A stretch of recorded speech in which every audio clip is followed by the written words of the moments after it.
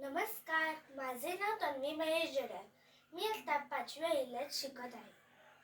आम्ही भारताचे लोक, भारताचे एक सार्वभौम समाजवादी निरपेक्षक लोकशाही गणराज्य घडवण्याचा व त्यांच्या सर्व नागरिकांस सामाजिक, आर्थिक व राजनैतिक न्याय, विचार, अभिव्यक्ती, विश्वास, श्रद्धा व उपासना याचे स्वातंत्र्य, दर्जाची व संधीची समानता निश्चितपणे प्राप्त करून देण्याचा आणि त्या सर्वांमध्ये व्यक्तीची प्रतिष्ठा व राज्याची एकता आणि एकात्मता याचे